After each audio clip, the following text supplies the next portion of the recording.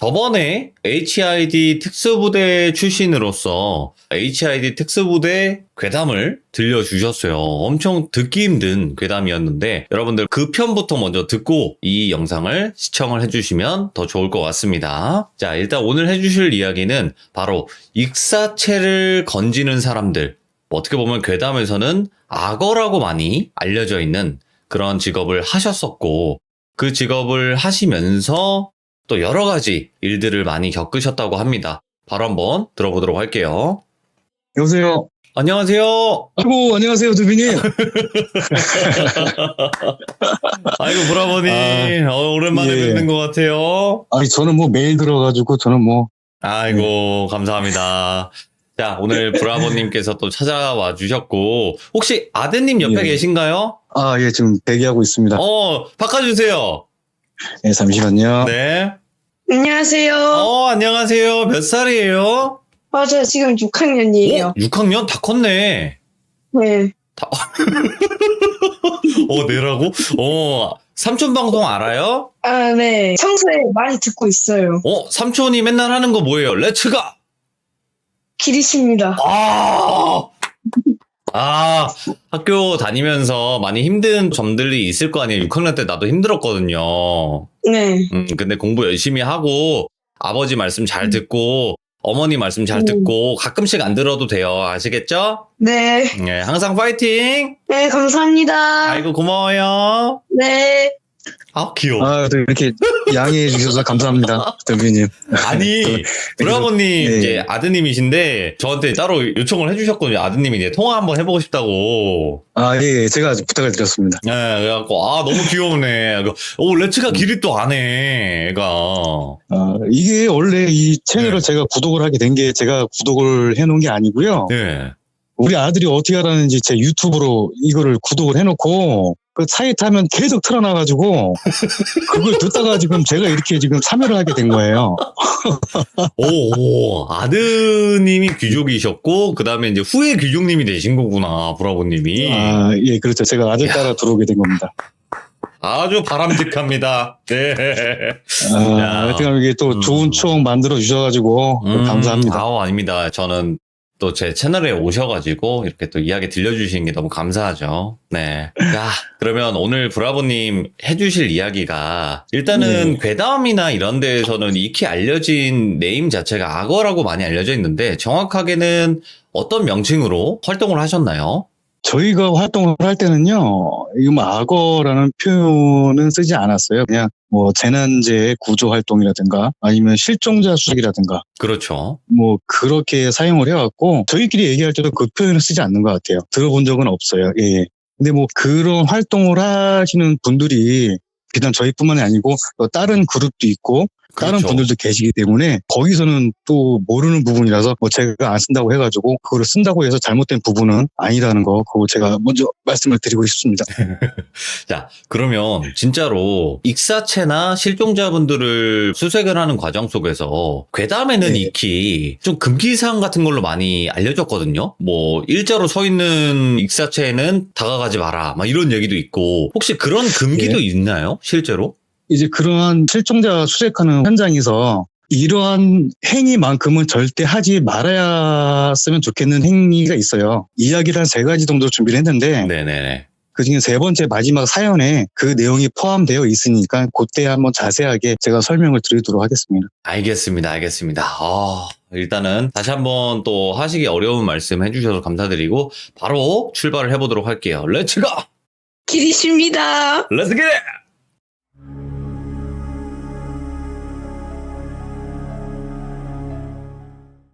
이게 오늘 말씀드릴 내용인 만큼 이렇게 밝게 시작하면 안 되는 부분인데 또 이렇게 좋은 기회를 놓칠 수 없어서 시작을 이게 좀 밝게 했습니다.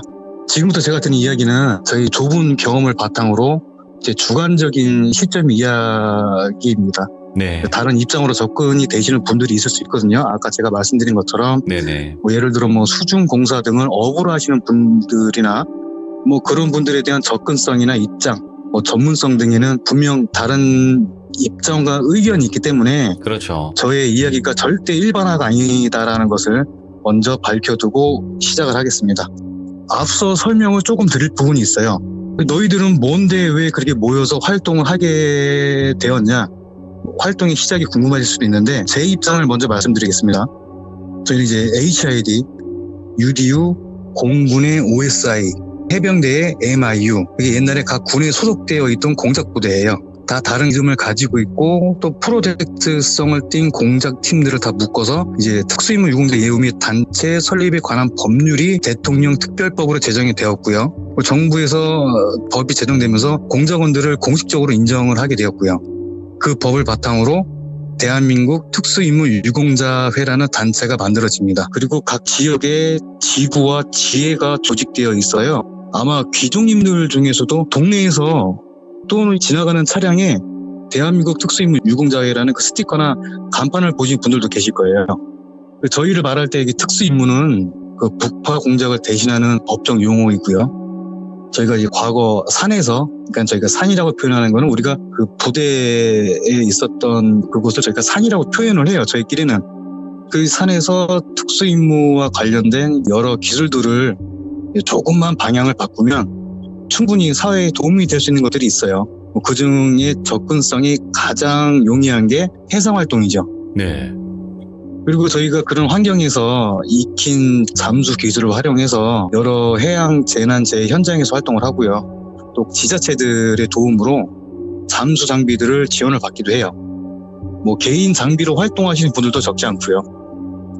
아까 말씀드린 것처럼 저희는 악어라는 표현을 잘 쓰지는 않고 저희는 뭐 재난재해 구조 활동, 뭐 실종자 수색 그렇게 또 표현을 하고요. 저희가 사건 현장에 가게 되는 경우는 직업으로 가지고 있다가 민원을 접수받고 현장에 나가고 그런 시스템이 아니고요. 네. 지역 내에서 이렇게 활동하다 보면 서로 도움을 주고받아요. 경찰하고 소방 쪽하고 연결이 잘 되어 있어서 실종자가 발생이 되면 경찰에서도 또 소방에서도 그 사건만 가지고 있을 수가 없어요. 왜냐면 사건이 계속 생기니까. 경우에 따라 다르지만 수색 초기부터 합동으로 수색을 하기도 하고요.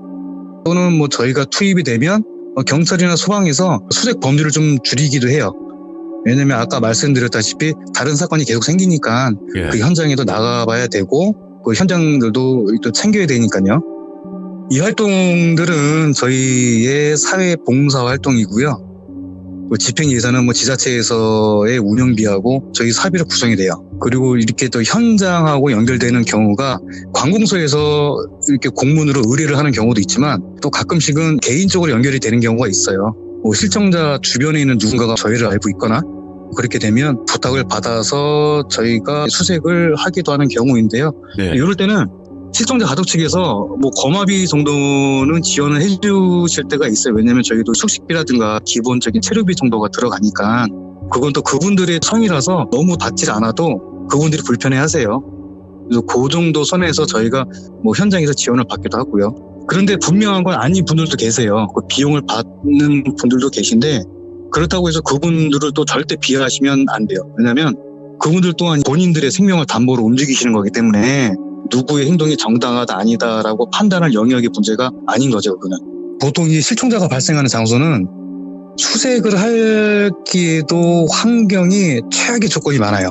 그래서 저희가 간단하게 생각하면 한강 가보셨잖아요, 다들. 한강 밑에 보면 물밑이 보이지 않잖아요. 예. 물속에서 똑같아요. 물속에서도 그 앞이 보이지가 않아요. 예. 그 손을 뻗어서 내 손끝이 보이면 되게 잘 보이는 거예요. 이게 탁 하고 흐려서 보이지가 않아요. 아무것도 보이지도 않는데 그냥 빛이 들어와서 낮이라서 그냥 환할 뿐이에요. 네. 또 이게 수경을 쓰잖아요, 저희가. 수경을 쓰면 우리가 손으로 망원경처럼 이렇게 동그랗게 손을 말아서 눈 옆에 대면 이 시야가 정면만 보이고 옆은 잘 보이지 않잖아요. 네네. 수경이 그래요. 시야가 좁아져요. 왜냐면 이게 수경이라든가 물안경의 원리가 물과 안구 사이에 공기층을 형성을 해주는 거거든요.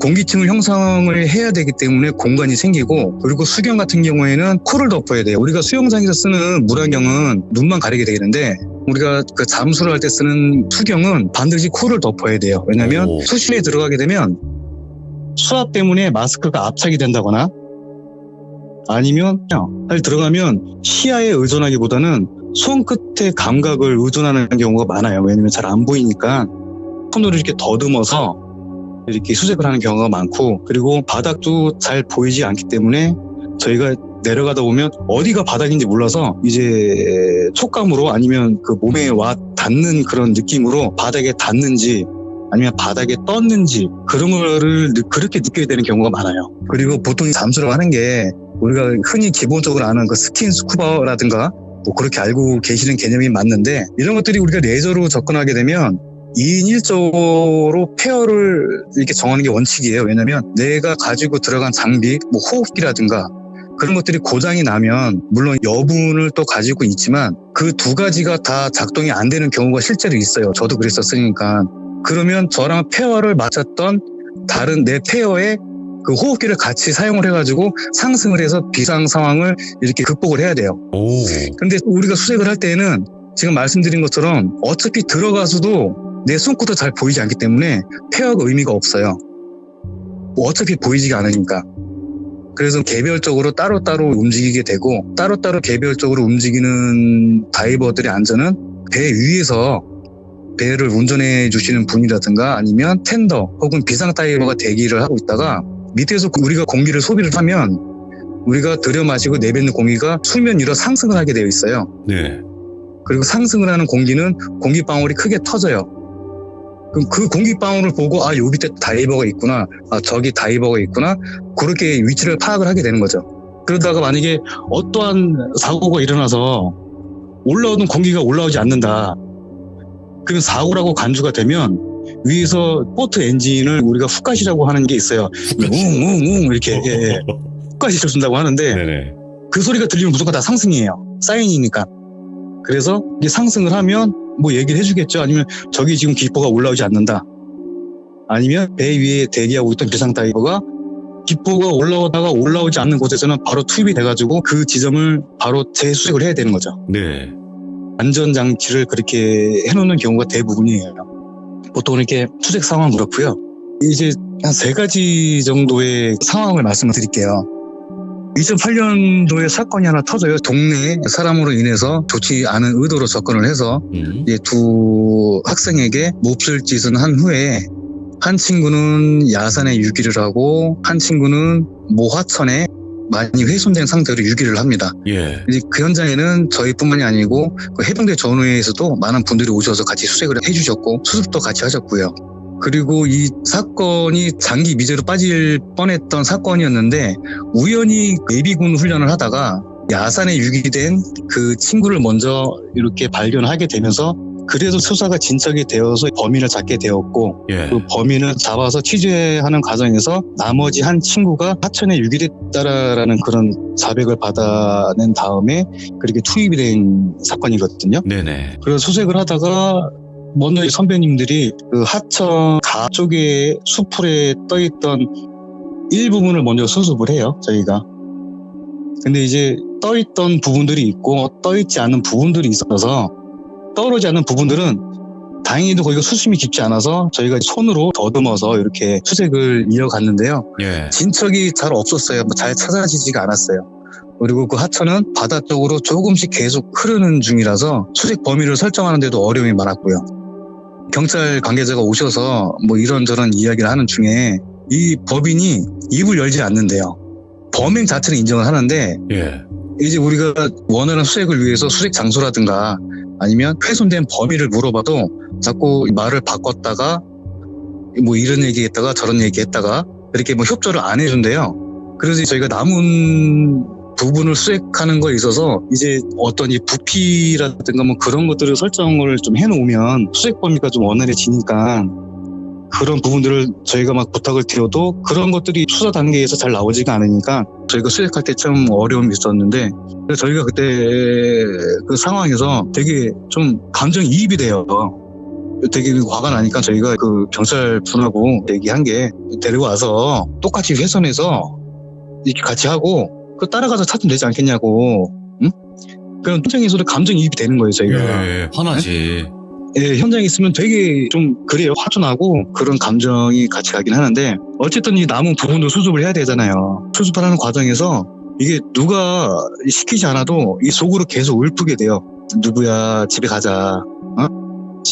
여기 있지 말고 엄마한테 가자.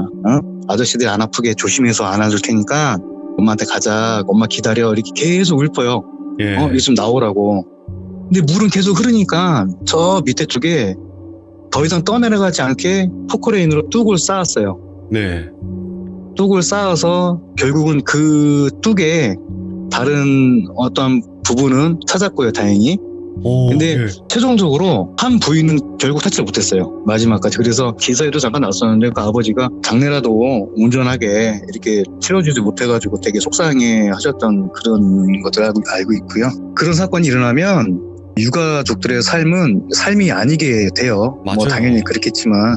그리고 그 사건 이후에 한 친구의 아버지는 한 6년 후에 술을 많이 드시고 술로 이게 막 지새우시다가 가지고 있던 지병 악화되셔서 돌아가시고요. 다른 친구의 가족들도 이제 그 친구는 자매가 있어요. 자매가 있는데 돌림자를 쓰는 게 있어서 개명도 하고 그리고 아예 연고가 없는 곳으로 이사를 가게 되고요. 근데 그런 상황들 보면 분명 위로를 받아야 하는 피해자임이 분명한데 주변에서 안타까워하면서도 다가오지는 않는 거죠. 네. 이제 시선들도 그렇고 그런 거 있잖아요. 안타깝지만 그런 사회 분위기 있잖아요. 어쨌든 간에 저 개인적으로는 이 사건의 수색 활동이 처음이면서 계기가 됐어요. 사실 누구에게나 설명이 쉽게 뭐 명확한 내용으로 정립이 되지는 않는데 네. 현장에서 느꼈던 그 안타까움 그리고 동시대의 어른으로서의 뭐 미안함이랄까? 아무튼 그 설명이 어려운 감정이 계속 여운이 남아서 그 다음부터는 그런 이제 수색을 해야 된다고 하면 생각도 안 하고 그냥 먼저 그냥 참여를 하게 된 것 같아요. 그러다가 2013년경에 네. 그 사이에도 여러 가지가 있었는데 이야기거리가 될 만한 것들만 이렇게 제가 말씀을 드리는 건데요. 가평 빠지에서 있었던 일이에요. 오, 그 웨이크보드 타고 뭐 수상스키 타고 그런 데 있잖아요. 네. 13년경으로 기억을 하고요. 이제 이런 경우가 실종자의 지인을 통해서 의뢰가 들어와서 수색을 했던 경우예요. 근데 요 같은 경우에는 당시 그 현장 출동했던 경찰분들하고 같이 우일분의 짜장면을 먹은 사건인데 이 실종자가 웨이크보드 선수였어요. 그날도 연습을 하려고 타고 공중에서 돌고 그런 기술들이 있나 봐요. 네. 연습을 하고 있었는데 그때도 보트 물살을 타고 올라서 360도 도는 공중 그 동작 중에 뭐가 타이밍에 맞지 않았는지 머리부터 거꾸로 물로 이렇게 들어갔대요. 네. 그러면 보통 떠올라야 되는데 그렇게 물에 들어가서는 떠오르지가 않더래요. 저는 뭐 당시에도 웨이크보드라는 것은 잘 몰라서 어쨌든 간에 그런 것들은 물에 뜨는 재질이에요. 네. 물에 뜨는 재질일 것이고 그게 보니까 발에 고정도 시키는 것 같더라고요. 그리고 뭐 제가 실제로 안 봐서 뭐 벚꽃 탔는지 어땠는지 모르겠는데 얘기를 들어보면 선수들이 입는 얇은 그 라이프 가드 구명조끼도 착용을 하고 있었대요. 그런데 물속에 들어가는데 떠오르지가 않더래요.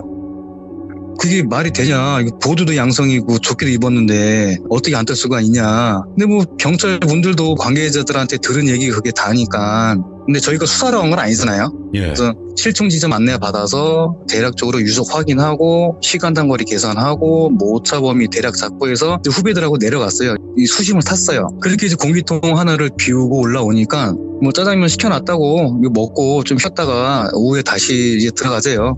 그러자고 하고 좀 쉬고 있는데 여자 경찰분이 표정이 되게 안 좋아요.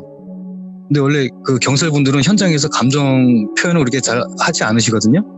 보통 그러지 않는데 감정 표현을 잘 숨기지 못하시더라고요. 그래서 네. 이제 짜장면도 같이 먹으면서 뭐 여차저차 해서 이야기를 들어보니까 저희가 도착했을 때 입구에 검은색 고급 세단이 하나 있더라고요.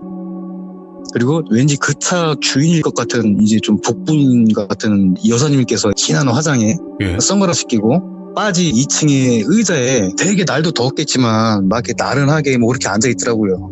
그 옆에 같이 짜증내고 있는 아들 같은 사람도 있고 어쨌든 뭐 우리 사건 현장하고 되게 안 어울린다 그림이. 그래서 기억을 하고 있었는데 그 여경분이 하시는 말씀이 그 모자가 이 실종자의 계모래요. 오? 계모하고 그 계모의 아들이라는 거예요. 예. 근데 거기 와서 되게 상황과 어울리지 않는 차림새와 표현과 저희가 오전에 수색을 할 때도 그분이 계속 그 경찰분들한테 뭐라 그러냐면 지금까지 못 찾았으면 못 찾는 거니까 괜히 엄한 사람들 고생시키지 말고 현장 정리하자고. 예. 그럼 짜증을 내더래요. 아니 그래도 뭐 실종자 가족이라고 하니까 뭐라고도 못하고 그러면 출동에 있는 그 경찰분들이나 그 본인들이나 지금 뭐 그 이 상황도 모르고 그냥 뭐 가족분들은 저렇게 관심도 없는데 탁했다고 들어가 있는 우리나 이게 다 뭐하는 짓인가 싶고 어이가 없어서 그렇게 화가 나 있던 거죠. 예. 그래서 이 경찰분들하고 저희가 울분을 짜장면을 먹었고요. 그런데 결국 그날 오후 수색은 하지 못했어요. 그냥 그렇게 철수를 하게 됐어요. 거기서 반대를 해서 철수를 했어요. 수색을 하지 못하고. 네. 그래도 아마 그 실종자는 찾긴 찾았을 거예요. 왜냐면 그때 수온도 높았으니까 만에 하나 뭐 조끼를 입고 있지 않았다 하더라도 아마 일주일 내로는 떴을 건데 이게 익사를 하게 되면요. 최초에는 가라앉았다가 이제 몸속에 있는 미생물에 의해서 부패가 시작이 되면 가스가 차서 또 시기에 따라 수온에 따라 좀 다르겠지만 5일에서 7일 사이에 보통 떠오르게 되고요.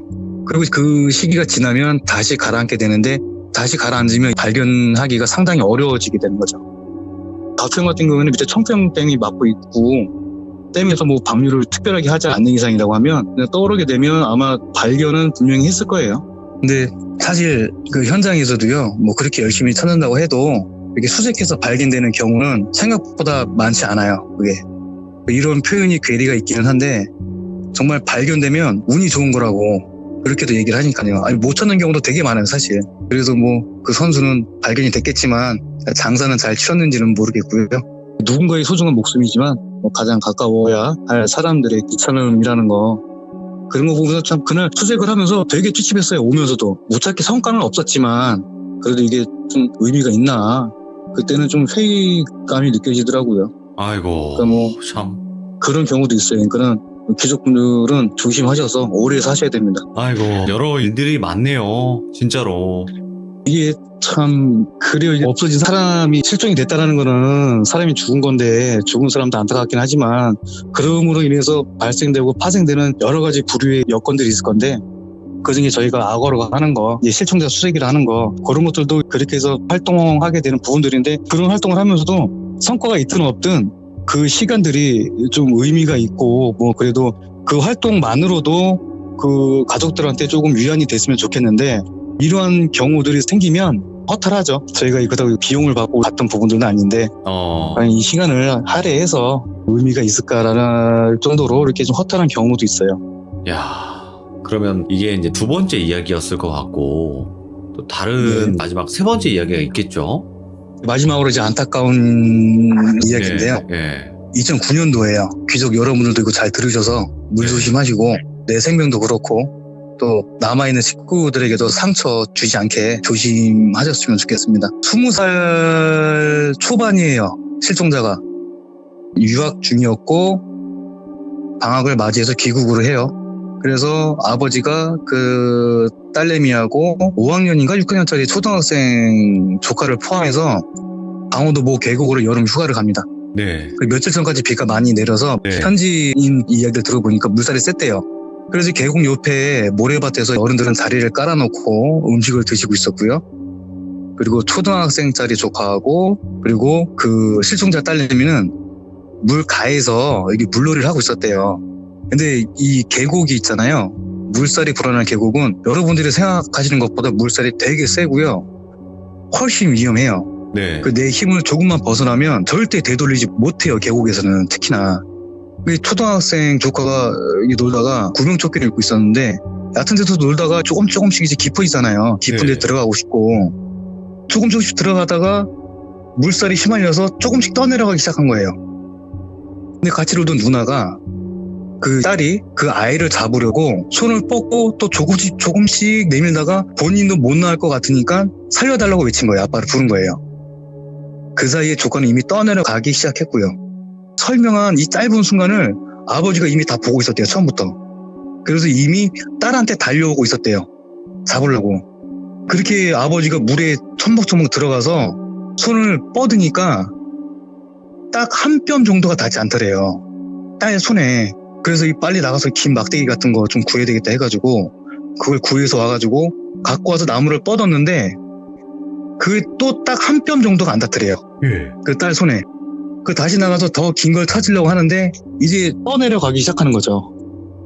이러지도 저러지도 못하고 있는데 그 강 따라서 옆에 길이 나 있었어요. 보니까 그 아버지는 그 길을 같이 뛰어가면서 그 딸내미가 물 위로 올라왔다가 내려왔다가 그 다 직접 목격하시면서 같이 뛰어 내려간 거예요. 아이고. 혹시라도 물가 쪽으로 떠내려오면 잡아보려고.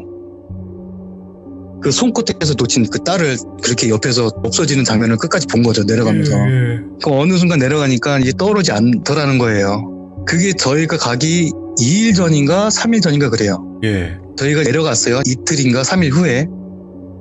첫날은 소방 쪽 분들하고 또 처음부터 수색에 참여했던 동네 분 2명과 그때 저희가 한 5명 내려갔나? 하여튼 그래서 같이 수색을 했어요. 소방 쪽에서는 오후에 다른 신고 때문에 저희한테 부탁을 하고 이제 그 현장에 가셨고요. 아까 말씀드린 것처럼 소방에서는 여기저기 바빠요. 여름에 사건이 자꾸 생겨서 그러니까 자꾸 어느 팀에서 이렇게 도와주러 오면 거기에 좀 이렇게 부탁을 하고 자꾸 현장을 왔다 갔다 하셔야 돼요. 동네 분 2명 있다고 말씀드렸죠. 그분들의 잠수복의 해진 정도 그리고 수경의 김서림을 방지하는 방법 그 물질하기 전과 1년의 루틴을 보니까 정식으로 배운 것 같지 않아요. 실제로 이렇게 생활로 터득한 그 스킬이 되게 자연스럽더라고요. 물질은 꽤 오래 하신 것 같아요. 근데 그분들도 일찍 들어가셨고요. 이분들 얘기는 좀 이따 다시 한번 제가 말씀드릴게요. 그래서 그런가 보다 하고 그날 수색은 성과 없이 마쳤어요. 수색은 그렇게 어렵지 않았어요. 그날. 왜냐면 비가 많이 왔다고 했잖아요. 그 사이 물이 많이 빠졌고요. 물이 빠지는 과정에서 물이 맑아져서 강 바닥이 훤히 보였어요. 수상해서 눈으로 식별이 가능할 정도로 물이 맑았어요. 네. 그래서 입수를 해서 수색해야 하는 곳이 한정적일 정도였으니까요. 가다가 정말 바위 틈이라든가 또 숲을 속이라든가 우리가 육안으로 확인할 수 없는 곳들은 들어갔지만 그 외에 대부분의 장소는 육안으로 다 확인이 됐어요. 네. 이 강의 구조상 이게 또 하류로는 절대 떠내려갈 수 없는 환경이었죠. 거기가. 그런 환경이기 때문에 분명히 어렵지 않게 발견이 되어야 했었거든요. 근데 발견이 안 되더라고요. 예. 근데 그 사이에 저희가 내려온 지도 한 사흘이 지나서 저희도 이제 철수를 해야 되지 않겠냐. 응? 그리고 이게 우리가 지금까지 발견 못했으면 뜨지 않겠냐. 그리고 거기가 그러니까 좀 내려가다 보면 강 바닥이 나올 정도로 얕은 곳이 있어서 그쪽 밑으로는 더 이상 떠내려갈 수가 없는 거예요. 그래서 우리가 수색 범주도 그렇게 설정하는 데 있어서 어렵지가 않았었는데 이게 발견이 안 되더라고요. 이게 그 다음날 되니까 물이 더 빠졌어요. 오늘은 수색을 안 해본 곳을 한번 확인해보자. 믿져야 본전이니까. 왜냐면 수색을 안 해본 곳이 있다라고 하는 것은 그 강의 구조상 그리고 물줄기의 흐름상 어떤 내려가는 부유물이나 어떤 물체가 절대 쌓이지 않는 곳이 있어요. 절대 쌓이지 않는 곳은 저희가 확인할 필요가 없으니까. 그래서 그런 것들은 저희가 배제를 해놓고 수색을 했는데 오늘은 그런 데도 한번 봐보자. 혹시 모르니까. 강줄기가 우에서 좌로 돌아서 나가잖아요. 예. 파란색 화살표는 물의 방향이에요. 그 노란색 화살표는 물이 저렇게 돌아서 나가면 물살이 2번 쪽으로 향하겠죠. 네. 그러면 물체가 있으면 1번에 쌓이는 것과 2번에 쌓이는 것 중에 어느 쪽이 상식적이라고 판단을 해야 되냐면 보통 2번에 쌓이게 돼요. 어떠한 부유물들이나 내려가다가 쌓이는 것도 2번 쪽에 쌓이게 되거든요. 물이 많이 빠졌다고 했잖아요. 그 배를 타고 쭉 내려가는데 1번 지점 좌측 숲을 쪽에서 처음엔 이제 검은 봉지 같은 건 내렸어요. 숲을 깊숙이 걸려있는 것 같은데 근데 배에 탄 우리가 다 야 저 가보자 해가지고 입수 준비해서 마스크 이렇게 쓰고 해가지고 거기 이제 잠수 장비가 필요 없을 정도였으니까 그냥 스노클 장비만 착용해서 접근을 이렇게 했는데 그 1번 지역의 숲을 깊은 곳에서 그 발견이 되면 안 되는 곳에서 발견을 하게 돼요. 이게 그림을 설명을 드리자면 왼쪽에는 강 옆에 길이에요. 그리고 우측에 파란 부분들은 물이고 밑에 점들은 저렇게 돌이 보일 정도로 네. 이제 물이 얕고 맑았다는 거를 제가 표현을 하고 싶었던 거고요. 그리고 길에서 물 쪽으로 이렇게 선을 그은 거는 수풀이 저렇게 물속 깊이까지 바뀔 정도로 수풀이 되게 우거졌어요. 실제로 보면 저 그림의 표현보다도 더 깊고 넓게 수풀이 우거져 있는데 그 밑에는 햇빛이 닿지 않으니까 어두워요. 예. 근데 저렇게 안쪽에 깊게 들어가 있더라고요. 1번 지역에 발견을 했으니까 저희가 수습을 어느 정도 하고 이제 경찰하고 소방에서 다시 오셔가지고 마무리를 했는데 결과적으로는 수색에는 결과가 좋았는데 저희끼리는 뭔가 되게 찝찝한 거예요. 찾았는 대로 찝찝해요. 왜냐면 나오지 말아야 할 곳에 나왔으니까 저게 지금 상식적으로 가능하냐 그렇게 얘기하다가 같이 갔던 그 선배님하고 저하고 눈이 마주친 거예요. 이제 예. 그 동시에 같이 했던 말이 혹시 그날 그 사람들이 예. 정말 장난질 친 거냐 이게 너무 그게 맞는 것 같다. 그 대화가 뭐냐면 이제 저희가 내려온 첫날로 돌아갈게요. 동네에 2명이 있었다고 했잖아요. 그 사람들은 저희가 오기 이틀 전서부터 수색을 하다가 저희가 온 날 오후에 철수를 했다고 제가 말씀드렸어요. 아마 뭐 그 사람들 입장에서는 저희도 뭐 하루나 이틀 정도 유가족 돈이나 이렇게 빨아먹고 갈 줄 알았나 보죠. 첫날 저녁에 저희 숙소가 어디였냐면 그 계곡에서 래프팅 업체를 운영하시는 분이 계세요. 그 업체를 운영하시면서 식당도 하시고 뭐 민박도 같이 운영하시는 분이 자기가 도와줄 게 이거밖에 없다면서 그 래프팅 배 빌려주시고 잠자리 내주시고 우리가 밥 사먹으면 더 챙겨서 차려주시고 지원을 되게 많이 해주신 분이에요. 그래서 저녁에 이렇게 반주 한잔 하면서 그 사장님하고 이런저런 이야기 아까 제가 말씀드렸던 그 사연들의 과정이 그분한테 들은 거예요. 예. 그날 저녁에 이런 과정이 있어서 그 아버지가 이렇게 쫓아가면서 딸내미가 이렇게 결국 없어지는 것까지 다 지켜볼 수밖에 없었다. 그런 얘기를 하다가 낮에 그 2명에 대해서 지나가는 식으로 저희는 뭐 별로 의미를 안 두고 그 사람들에 대해서 이야기를 꺼내게 됐는데 그 사장님이 안색이 싹 바뀌는 거예요. 그러면서 여기 좀 오신 분들이 빨리 좀 잘 찾아주셨으면 한다. 그 실종된 학생도 그렇고, 그 식구들도 안 됐지만, 그놈들 돼지발이 하는 놈들이라고. 그래서 돼지발이요? 사장님이 말씀하시기를 돼지발이 모르냐고 그 돈 뜯을 때까지 시체 숨겨놓는 사람들. 응? 그날 그 내용이 딱 떠오르는 거예요. 예. 제 기억이 맞으면 그때 사장님이 분명히 돼지발이라고 말씀하셨어요. 그때 표현하신 단어가. 예. 그리고 그날 그 사람들의 행적, 그 실종자가 발견된 위치 거의 확실하다고 생각을 해요. 저희는. 왜냐면 그 이후에도 여러 경험을 이제 미뤄봐도 그거 외에는 설명이 안 되니까 그날 상황이. 그리고 그렇게 생각해 보면 그렇게 잠깐 숨겨놓기에 최적의 장소였어요. 거기가. 뭘 그 안쪽에 밀어 넣어도 어떤 물살에도 떠내려가지 않을 정도로 되게 깊고 되게 그 수풀들이 견고해서 절대 안 떠내려가요. 거기는. 그 악어도 그렇고 돼지발이란 그 단어도 그렇고 예. 왜 그러한 단어를 쓰게 됐는지는 모르겠는데 저도 이걸 잊고 있다가 요번에 시참을 하면서 네. 이게 생각이 난 거예요. 저도 그날 있었던 그 상황들을 자세하게 기억은 하고 있지 않았었거든요. 저도 왜냐면 그때 상황을 다 정확하게 기억을 할 수는 없으니까. 근데 그 사장님하고 나눴던 대화를 다시 복기를 하다 보니까 그 돼지발이라고 말씀하셨던 기억이 나더라고요. 그거를 돼지발이라고 표현을 하고 그리고 저희랑 같이 수색했던 사람들이 그 돼지발이를 하던 사람들이고요. 와. 충격이다, 진짜. 방금 제가 이야기 중에 계곡이 위험하다고 말씀드렸잖아요. 예. 근데 뭐 계곡뿐만이 아니라 뭐 자연 앞에서는 겸손해야죠. 계곡물 중에 무릎 정도 되는 계곡물인데 발 담갔는데 발이 물살에 쓸려 나가는 정도로 이렇게 좀 물살이 센 곳이 있어요. 그 물살에 중심을 잃든 미끄러지든 어쨌든 넘어지잖아요. 어지간한 성인 남자도 일어나기 힘들어요. 거기서는. 그리고 방금 전 이야기에 그 물살에 휩쓸렸던 초등학생 조카 있잖아요. 그 조카는 살았어요. 결국. 예. 왜냐면 구명조끼를 입고 있었다고 말씀드렸잖아요. 그게 중요한 거예요. 되게 물놀이 하실 때 남자분들 그 창피한 거 아니에요. 구명조끼. 예. 그거 안 했다고 용감한 것도 아니고, 그러니까는 반드시 안전장비 착용하시고요. 그리고 물에 들어갈 때는 주변에 불시의 상황에 도움이 될 만한 것들을 준비하시고 봐두시고요. 예, 그게 정말 중요합니다. 그리고 이제 와서 제가 또 드리는 말씀인데요. 사실 네. 그날 수색을 할 때 저희만 또 있었던 게 아니라 강원도다 보니까 저희가 현직에 있는 실장님한테 부탁을 드렸어요. 네. 이만저만 상황이고 우리가 여기 와서 수색을 하고 있으니까 도와주십시오. 그래서 현직에 있던 선후배님들이 6분인가 오셔서 수색에 또 도움을 동참해 주셔서 원활하게 수색을 진행했던 부분들이 있고요. 네. 현직에 있는 선후배님들이 수색에 동참해 주셨고요. 그리고 또 얘기를 들어보니까 뭐 지금도 현직에 있는 선후배들이 지금 현직의 이름으로는 활동을 못하니까 자기들끼리 가칭을 만들어서 그렇게 뭐 지역에서 실종 사건이 발생되고 그러면 참여를 해서 투색을 또 해주고 그러고 있나 보더라고요. 또 지역에서. 아까 이런 내용입니다. 예, 어떤 예. 분이 채팅창에 이제 써주셨는데 그 돼지발이라고 하는 게 이제 익사체가 물 속에 들어가 있으면 뿔잖아요.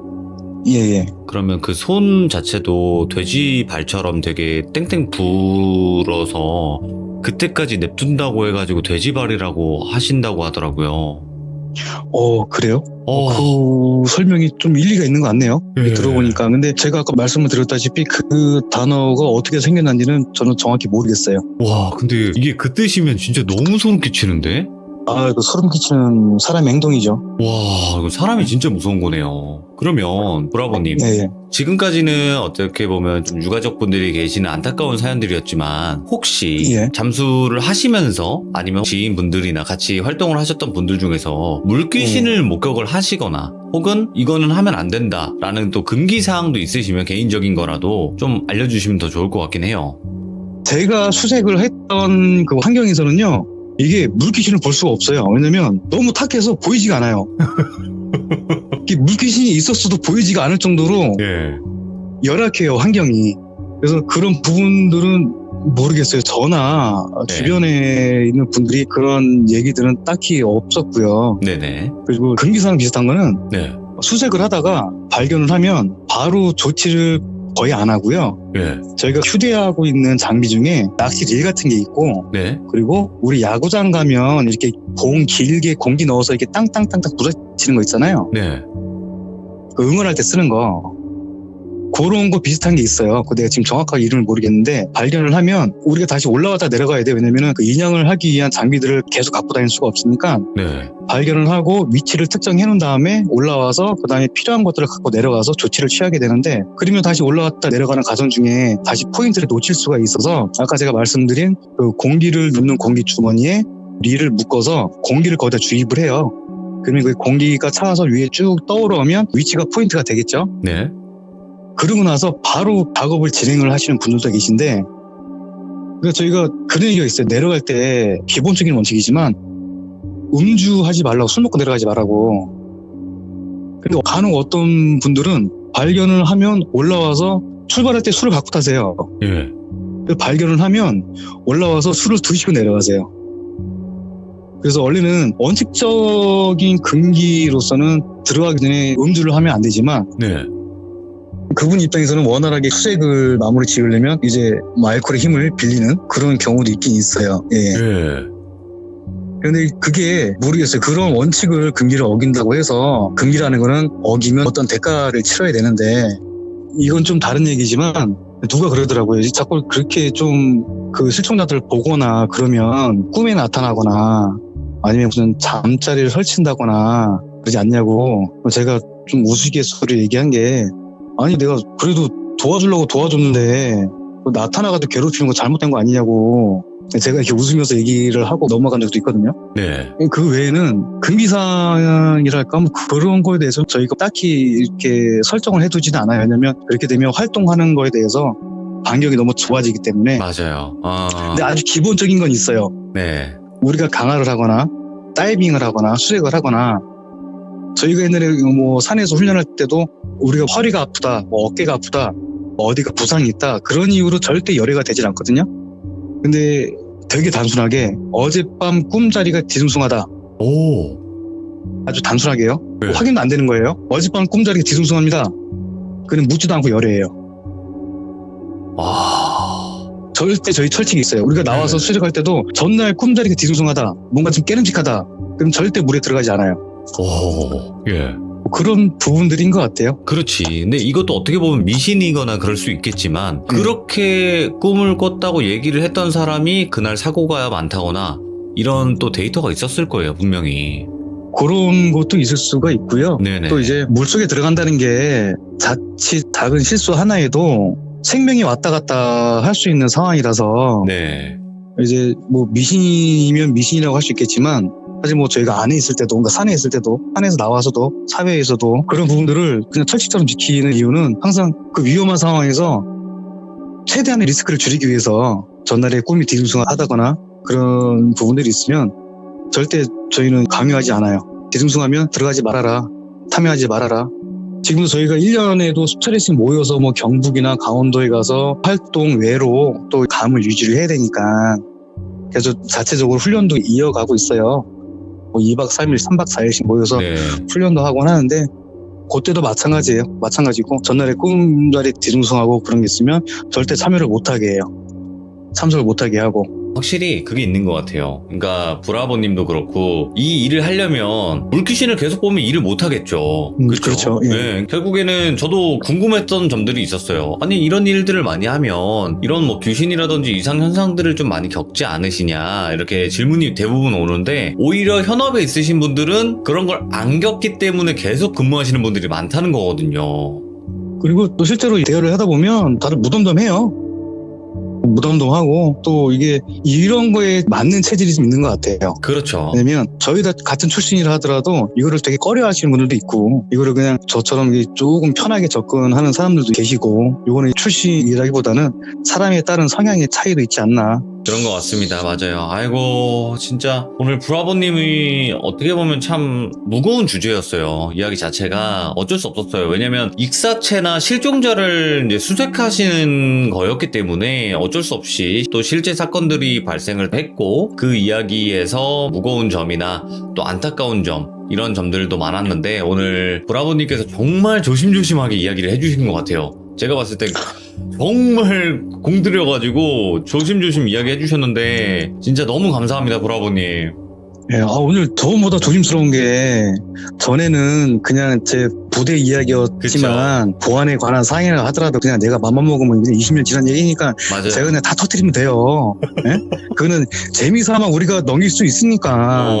그렇죠. 근데 이런 부분들은 실제 사건이 배경이 되고 그런 것들을 제가 갖고 와서 저희가 서로 어떠한 부분을 느끼고자 해서 드리는 말씀이긴 하지만 이게 자칫 잘못되면 예기치 못한 피해가 발생이 될까봐 맞아요. 조심을 하다 보니까 얘기하면서 제가 답답하기도 하기도 그러네요. 그러니까 어떻게 보면 여러 가지 생각을 해야 되는 얘기였다 보니까 진짜로 많이 힘드셨을 것 같아요. 그렇지만 그래도 들려주실 수 있는 선에서 최대한 많이 조심해서 이야기해 주신 거 진짜 다 느껴지니까 너무너무 감사해요. 진짜 고맙습니다. 예, 그리고 이게 또 참여를 하다 보니까요. 재밌네요. 아이고 또 브라보님께서 겪으신 일들이 많을 건데 그거는 또 얘기를 한번 저랑 나눠가지고 여러 가지 어떤 일들이 예. 있는지 한번 들어볼게요. 활동하다가 이렇게 좀 거리가 될 만한 거 있으면 더듬이 잘 세워놨다가 제가 다시 할 수 있는 기회가 되면 제가 또 연락드리도록 하겠습니다. 그리고 오늘 또 좋은 시간 만들어주셔서 감사하고요, 돌비님. 감사합니다. 너무 고맙습니다. 예, 고맙습니다. 들어가세요. 네. 진짜 자세하게 설명도 해주셨어요. 어떻게 보면 아까 뭐 어떤 시청자분들은 빨리 그냥 본론으로 들어가라 했는데 이런 설명이 있어야 됩니다, 여러분들. 이런 전문적인 설명도 필요하고 이 설명이 뒷받침이 돼서 다음 이야기들이 더 이런 게 참 쉬운 일도 아니었고 정말 힘든 일이었구나 알 수 있었던 그런 이야기였어요. 정말 또 안타까운 이야기들도 있었고 또 소름 끼치는 점도 있었고 그랬던 브라보님의 실화였습니다. 그래서는 어릴 적에 정말 이상한 경험들을 많이 하셨다고 해요. 시들무에서 이상한 경험하신 분들이 한두 분은 아니지만 그래도 오늘 이야기도 어떤 소름 끼치는 이야기일지 같이 한번 들어보도록 하겠습니다. 여보세요? 여보세요? 네, 안녕하세요. 반갑습니다. 묘페르님. 네, 많이 긴장되셨죠? 네. 자, 오늘 또 이렇게 용기 내서 참여해주셔서 다시 한번 또 감사드리고, 오늘 해주실 이야기가 좀 어릴 적에 이상한 여자를 목격을 하신 적이 있다라고 했는데 맞나요? 네, 이게 제가 7살 때부터 어떻게 보면 지금까지 계속 조금 이어지는 것들이긴 한데 원래 제가 조금 무서운 이야기라든지 이런 것도 되게 좋아하기도 했었고 그런데 친구들끼리 또 모이면은 막 무서운 이야기 많이 하잖아요. 그런데 제가 이 이야기는 한 번도 다른 사람한테 해본 적이 없어요. 왜냐면 이게 뭔가 이야기를 하려고 하면은 뭔가 일이 생기던지 아니면은 목소리가 안 나오는 거예요. 이게 이런 이야기를 꺼내려고 나 어렸을 때 이러면은 그다음부터 말이 안 나오는 거예요. 근데 묘페르님 네. 한 가지만 말씀드리면 그런 분들 시들무에 진짜 많아요. 그러니까 네, 이 얘기를 하려고 하면 자꾸 이상한 안 좋은 일들이 벌어지고 계속 그런 경험이 더 많아지고 이런 분들이 너무 많았기 때문에 충분히 이해해요. 맞아요. 그래가지고 이 이야기를 저도 계속 돌비님 방송을 보면서 나도 이거를 제보를 해야 될까 말아야 될까 되게 고민을 많이 했었거든요. 그래서 또 용기를 내봐서 이제 이야기를 한번 해보려고 합니다. 알겠습니다. 야, 그러면 묘페르님 한번 힘차게 출발을 해보도록 하겠습니다. 렛츠 고! 일이십니다. 렛츠 기릿!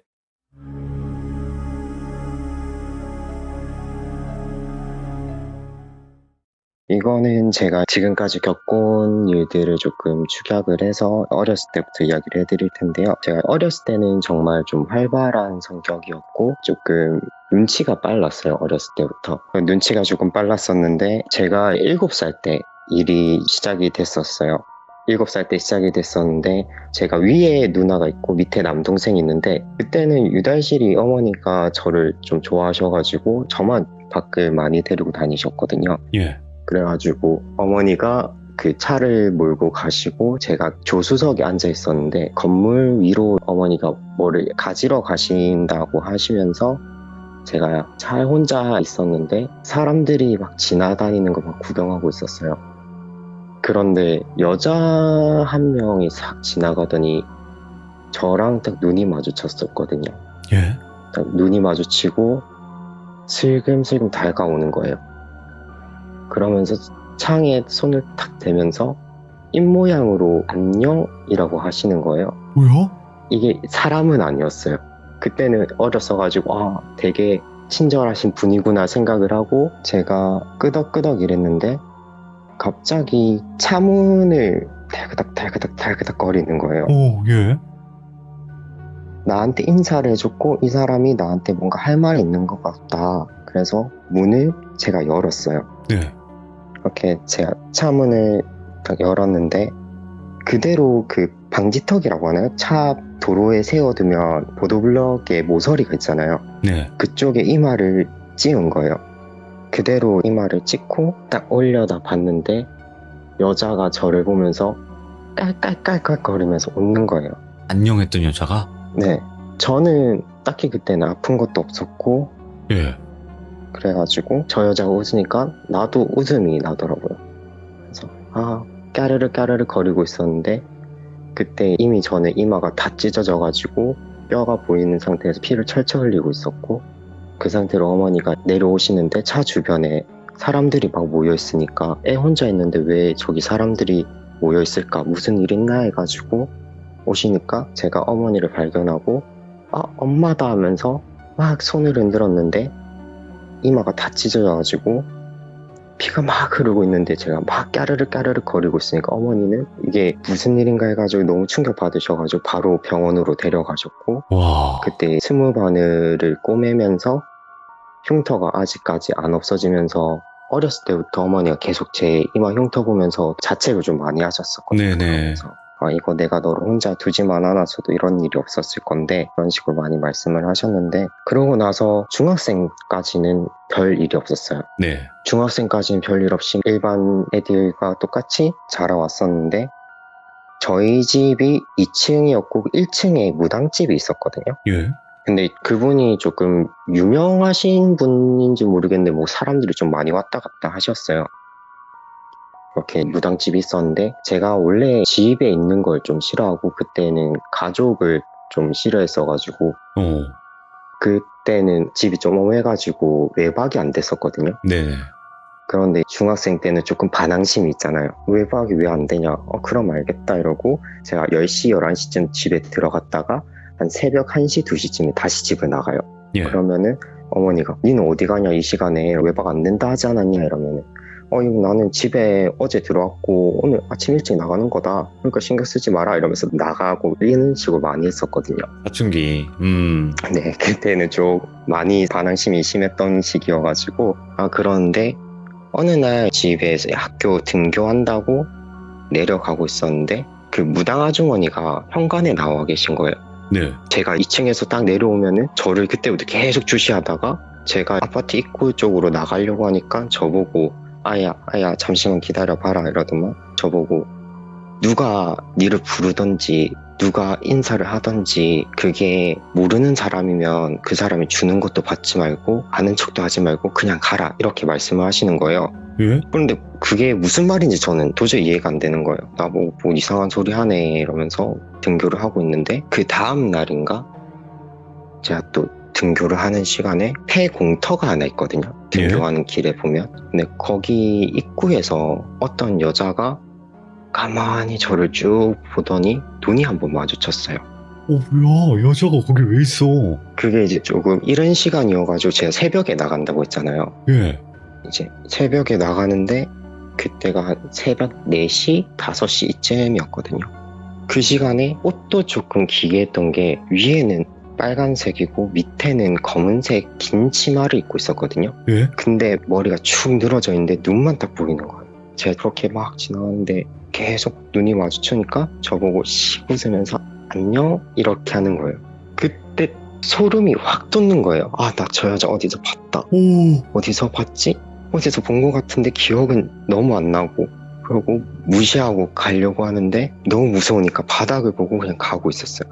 그런데 그 발자국 소리가, 저한테 다가오는 발자국 소리가 들리는데 그게 왼쪽에서 온다 치면은 왼쪽에서 들려야 되잖아요. 네. 근데 제 머릿속에 울린다 해야 되나? 그냥 주변에서 울리는 소리처럼 따각따각따각 소리가 나는 거예요. 그러면서 그때 딱 귀 바로 옆에 와가지고 저게 도대체 뭐지? 하고 다가가는데 제가 이마에 흉터가 있다고 했잖아요. 근데 아까 지나오면서 봤던 여자가 제 이마를 슥슥 긋는 거예요. 그 흉터 따라가지고. 잊혀졌다가 다시 또 일상생활로 밤에 들어왔다가 새벽에 다시 나가는 일상을 좀 반복을 했어요. 네. 그런데 그날따라 뭔가 조금 운이 좋다고 해야 되나? 기분이 좋은 날이었거든요. 네. 부모님도 집에 안 계시는 날이었고, 그래서 제가 막 신나게 놀다가 나 그러면 집에 들어갔다가 내일 아침에 나올게 이러고 새벽에 집에 들어가는 길이었는데, 그 1층에 무당집이 있다고 했잖아요. 102호면은 101호가 옆에 있는데 101호에는 부적이 문에 다 붙어 있었거든요. 근데 그게 철문이어가지고 부적이 싹 다 붙어 있어가지고 그 문을 막 절대 열 수가 없게 막 이렇게 돼 있었거든요. 예. 새벽에 집에 막 들어가는데 새벽이라서 그런지 모르겠는데 사람 하나도 없고 그런 분위기인 거예요. 뭔가 좀 이상한데? 그래 오늘 뭐 기분 좋으니까 일찍 들어와서 일찍 자고 내일 아침에 또 애들이랑 신나게 놀아야겠다 이러면서 올라가는데 딱 1층에 돌계단이 있었거든요. 네. 올라가는 길에 딱 1층 돌계단을 올라가는데 그 101호 문이 약간 열려 있는 거예요. 부적이 싹 다 뜯겨 있고. 예. 그래서 저기가 열릴 리가 없는데? 맨날 부적으로 붙어 있었는데? 이런데 너무 호기심이 왕성했어가지고 그러면은 뭔가 있나? 옆집 아주머니가 문을 연 건가? 궁금한데 한번 볼까? 해서 그 문 틈 사이로 제가 안을 좀 보고 싶어가지고 안 돼. 들여다보니까 이게 연기가 그 전설의 고향 같은 데 보면은 귀신 나올 때 그 드라이 아이스 같은 걸로 막 바닥에 자욱하게 깔리잖아요. 예. 근데 그 정도는 아닌데 뭔가 가스가 바닥에 찬 것처럼 싹 흘러나오는 거예요. 예. 근데 안에 보니까 정말 그 페어에서만 보던 그 정도로 막 어지러져 있는 거예요. 해가 같이. 네네. 아주 여기 진짜 뭐 이상하다 이러는데 갑자기 안쪽에서 와장창 소리가 나는 거예요. 뭔가 물건이 떨어지는 툭툭툭툭 막 이렇게 소리가 들리는 거예요. 그래가지고 안에 사람이 있나? 조금 더 들어가 보고 싶은데 이러면서 제가 문고리를 딱 잡았거든요. 문고리를 잡고 문을 싹 여는데 바로 앞에 그 여자가 있는 거예요. 그 여자가 있는데 저를 딱 보더니 그때 7살 때 봤던 것처럼 똑같이 깔깔깔깔 거리는 거예요. 그러고 제가 기절을 했었나 봐요. 근데 정신을 차려보니까 제 침대더라고요. 저는 분명 애들이랑 신나게 놀고 새벽에 집에 들어오는 것까지는 분명 이게 꿈이 아니다, 이건 현실이다 하면서 친구들한테 연락을 했어요. 야, 나 어제 니네들이랑 새벽까지 놀고 집에 들어갔지 않나? 이러면서 이야기를 하니까 니 어제 한 새벽 2시인가? 3시인가? 그때 들어갔다 이러는 거예요. 그러면 내가 기절을 했나? 이러면서 어머니한테 엄마 나 집에 어떻게 왔냐고 그러니까 니 그냥 새벽에 기어 들어와가지고 자던데? 이러는 거예요. 근데 제 기억은 그게 없는 거예요. 그 여자를 보고 그때부터 아예 기억이 없는 거예요. 예. 그래가지고 이건 진짜 이상하다. 저 여자 뭔가 있는 것 같다. 왜 어렸을 때부터 계속 이어지는 건가 싶어가지고 무당 아주머니한테 한번 물어봐야겠다 싶어가지고 그때가 주말이었거든요. 1층에 딱 내려가지고 아주머니한테 내가 이런 일이 있었는데 혹시 저기 옆집에 뭔가 있냐 이러니까 아주머니가 갑자기 저한테 쌍욕을 막는 거예요. 막 갑자기 강아지야 막 송아지야 이러면서 네가 뭔데 그걸 보냐 이러는 거예요.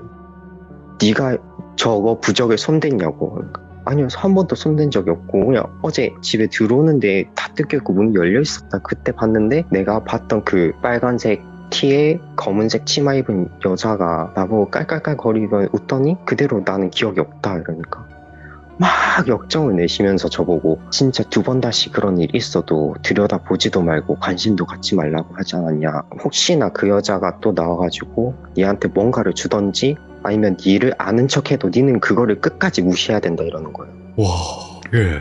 나한테 왜 저렇게 역정을 내는 거지? 내가 그냥 문이 열려있어서 그런 것 뿐이었는데 이러면서 좀 이해가 안 됐어요 그때는. 예. 그래가지고 알겠다, 일단은 어른이 말씀하신 거 알겠습니다 하고 한 달, 2달쯤 좀 시간이 흘렀었어요.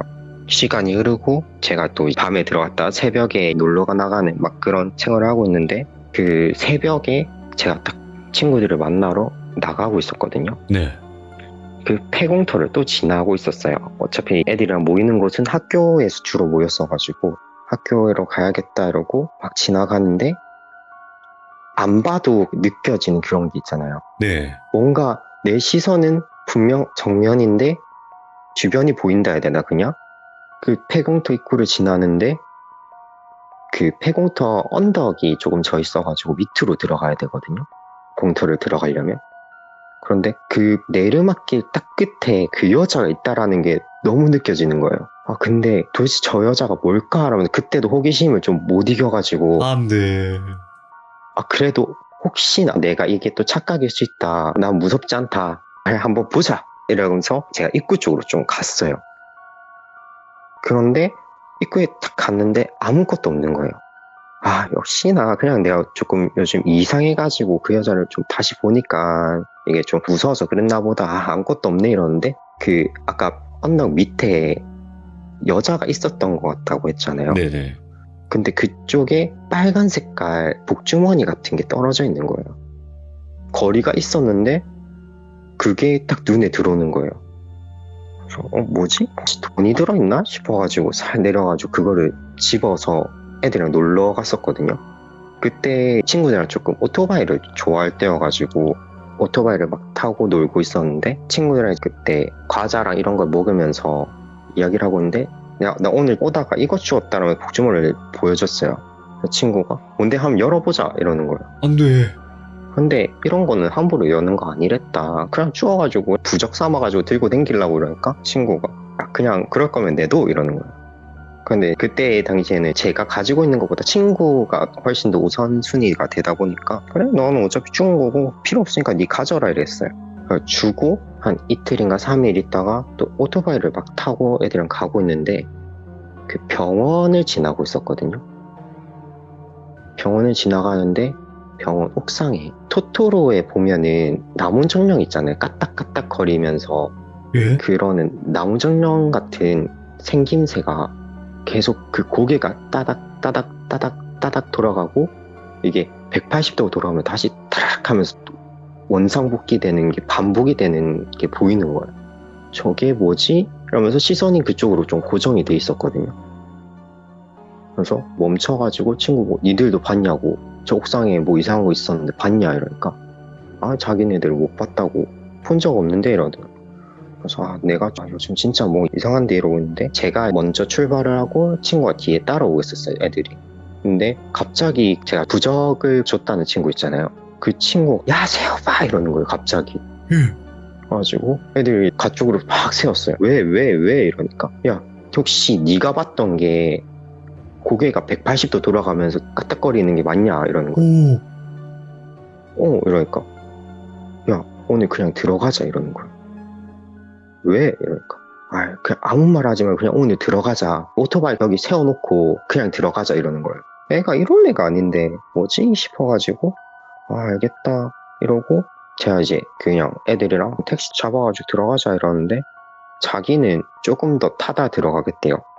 애들이 니 오늘 진짜 이상 뭐 하냐면서 니는 우리 다 이렇게 못하게 해놓고 니 혼자 즐기는 거 좀 아니지 않냐. 니도 가자 이러니까 나는 어차피 집도 바로 앞이니까 가는 길에 그냥 집에 오토바이 세워두면 된다 이러는 거예요.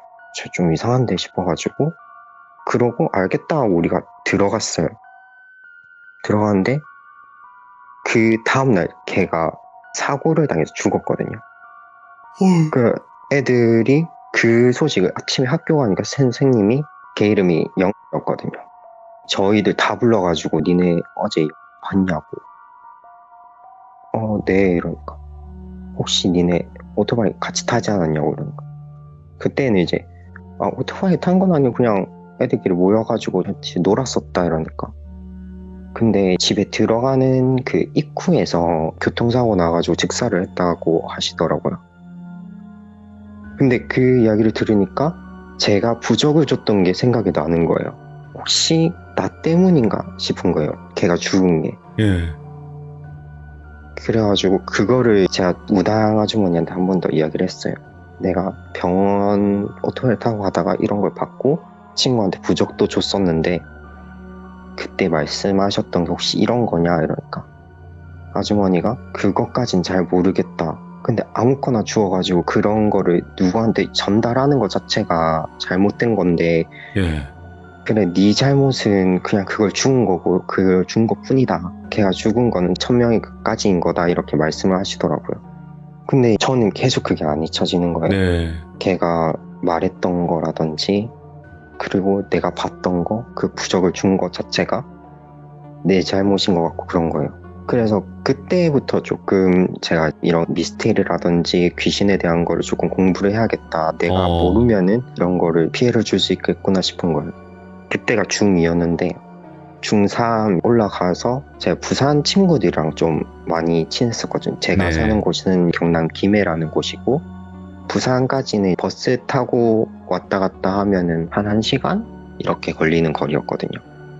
그래가지고 부산에 좀 자주 놀러 갔었는데 그날도 그 여자를 한번 봤던 게 친구들이랑 옥상에서 술을 마시고 있었어요. 네.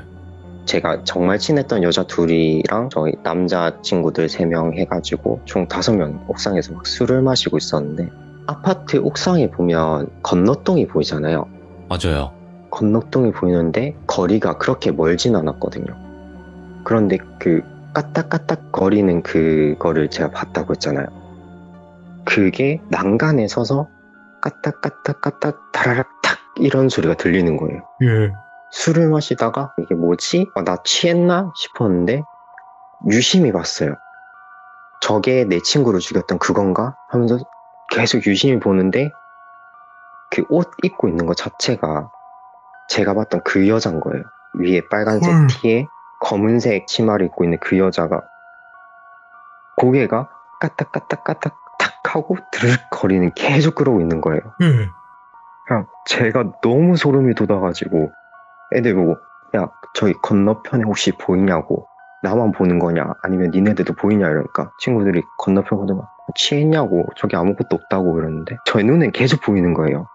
그래가지고 들어가야 될 것 같다. 친구 보고 그때 자취하는 친구가 있어가지고 야 집에 들어가자. 네 집에서 오늘 자야겠다. 친구 집에 자고 그게 또 한 고등학교 3학년까지는 되게 좀 잠잠했었거든요. 예. 그 일이 있은 후로는. 근데 이제 제가 20살 때 아버지가 돌아가셨어요. 교통사고로. 아이고. 그때는 제가 고3 말부터 따로 어머니랑 분가하셔가지고 이혼 이야기 나오고 그럴 때여가지고 분가하고 계셨는데 저하고는 유독 아버지가 전화를 많이 하셨거든요. 아빠 일 마치고 들어간다 이런 식으로 전화를 많이 하셨는데 제가 그 다음날 아버지가 교통사고를 당하셔가지고 중환자실에 계셨거든요. 그 다음날 교통사고 당해가지고 그러고 한 일주일 있다가 돌아가셨는데 아버지랑 정말 친했던 삼촌이 계시거든요. 제가 가장이어가지고 상주를 막 하고 있는데 상주 다 끝나면 손님들 막 빠져. 예. 그러고 한참 있다가 제가 군대를 전역을 하고 그 삼촌을 만났는데 그 삼촌이 저한테 술 한잔 하자면서 불러가지고 이야기를 해주시는 거예요. 사실은 네가 어렸을 때 그 이상한 여자 받았는데 그 여자가 내가 보는 그 여자인 것 같다. 그러시더니 우리 아들 항상 좀 네가 보살펴줘라. 이런 식으로 이야기를 많이 하셨대요. 일주일 전부터. 그러고 이제 교통사고를 당하시고 돌아가신 거죠. 제가 그 여자를 마지막으로 봤던 게 예. 그 26살 때 네. 마지막으로 봤었거든요. 그 뒤로는 지금까지 한 번도 본 적이 없는데 한 번은 제가 25살 때 자취를 시작을 해가지고 지금 계속 한 10분간 까드득 소리가 들리는 거예요. 진짜 징하다 이러고 원인을 한번 찾아봐야겠다 이래가지고 제가 눈을 딱 떴는데 화장실 문이 살짝 열려 있었거든요. 그런데 그 화장실 문 밑에 손이 그 문을 긁고 있는 거예요. 까드득 까드득 까드득 이러면서. 근데 제가 화장실을 마주보고 누워 있었다고 했잖아요. 근데 그게 저 혼자 있는데 화장실에 누가 있을 것도 아닌데 그 손이 까드득 까드득 까드득 계속 긁고 있으니까 소름이 확 돋는 거예요. 이거 내가 아는 척하면 안 될 것 같다. 이러고 몸을 돌렸거든요. 몸을 돌리고 눈을 꽉 감고 있는데 이번에 까드득 까드득 소리가 아니라 그 머리 쓸리는 소리 있잖아요. 사라락 사라락 소리가 들리는 거예요. 아, 이거 눈 뜨면 안 된다. 진짜 눈 뜨면 안 된다. 눈 뜨면 안 된다 이러는데 사라락 사라락 소리가 딱 멈추더니 조용한 거예요. 그 상태로 진짜 잠을 들 수가 없고 정신은 너무 깨어있고 이러다가 한 30분 계속 눈을 감고 있었어요.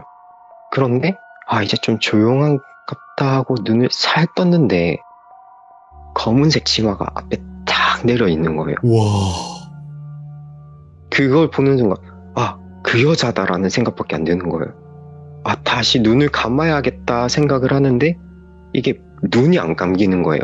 온몸이 굳어가지고 가위 눌린 건지 모르겠는데 온몸이 안 움직여지는 거예요. 그 상태로 이거 눈 감아야 되는데 안 그러면 진짜 큰일 날 것 같은데 이러다가 근데 그 치마 사이로 머리카락이 싹 내려오더니 그 여자하고 제가 눈이 마주쳤어요. 예. 근데 그 얼굴 자체가 거꾸로 내려오는 거 있잖아요. 딱 눈이 마주쳤는데 코가 잘려 있으면 구멍이 2개가 있잖아요.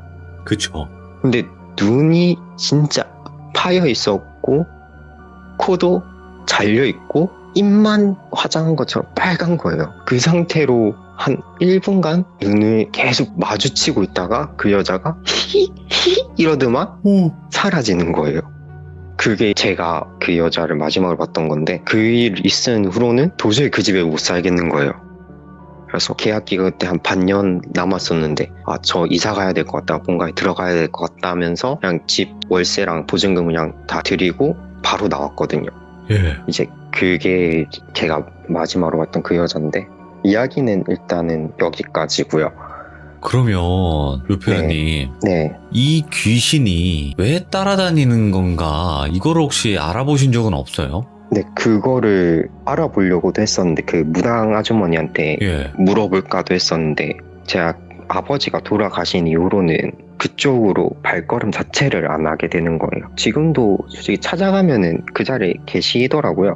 그 동네 예. 한번 지나가다가 봤었는데 그 자리에 계속 계시는데 그런 거 있잖아요. 내가 물어보면은 뭔가 좀 안 될 것 같은 이거를 조금 팔려고 하면은 나든 누구든 내 주변에 관련된 사람이 잘못될 것 같은 거. 아, 그래서 이런 이야기를 누구한테 해본 적도 솔직히 없고 네. 어떤 건지 알겠어요. 네. 하려고 해본 적도 없고 한데 그 뒤로는 솔직히 그 여자 말고는 귀신을 본 적은 없는데 제가 뭐 군대에 있을 때라든지 친구들이랑 뭐 그 폐가 아, 그러면 안 되겠지만 네, 근데 그 귀신이 따라다니면 그 귀신이 뭔가 파워가 강한 귀신이라면 주변 귀신들이 그 주변까지는 못 올 수도 있다. 이런 것도 한번 가정을 해볼 수 있거든요. 네, 그럼 지금은 안 보이시는 거죠? 그 여자 귀신이 보인 적은 없죠? 네, 지금 4년 정도 지났는데 한 번도 본 적은 없긴 해요. 그러면 시들무 참여하시기 전에 그런 생각은 네. 안 하셨어요? 시들무를 참여해서 내가 그 여자 이야기를 주변 사람들이 다치거나 돌아가시거나 이런 경우들을 겪다 보면요, 그 대부분의 분들은 다 내 탓이다, 나 때문에 그렇다, 나만 아니었으면 저 사람은 저렇게 될 일이 아니었는데 라는 생각을 대부분 가지세요. 아시다시피. 네, 예, 근데 너무 그렇게 생각하지 마시고 그 귀신이 나쁜 거죠. 나쁘다고 하면 그렇죠. 꼭 들려주시면 너무 감사하겠습니다. 오늘 하루 정말 고생 많으셨습니다. 아, 네, 들어주셔서 감사합니다. 감사합니다. 네, 일단은 저는 묘페르님의 이야기를 듣고 또 여러분들께 한 가지 말씀드리고 싶은 게 있었어요. 그냥 일반적으로 공포를 좋아해서 보시는 시청자분들도 많을 거예요. 하지만 이렇게 묘페르님처럼 혹은 귀신을 보셔서 힘드신 분들도 많이 시청을 하실 거라 생각을 합니다. 하지만 여러분들은 잘못이 없어요. 그런 일들이 일어난다고 해서 여러분들 잘못도 아니고 여러분들 탓도 아니라는 거 이 영상을 보시고 꼭 알아주셨으면 좋겠고, 요페르님처럼 정말 누구한테 얘기하지 못했던 이야기들을 이렇게 털어놓음으로써 조금 더 마음이 한층 편해지셨으면 좋겠습니다. 시청해주신 모든 분들 감사드립니다. 고맙습니다.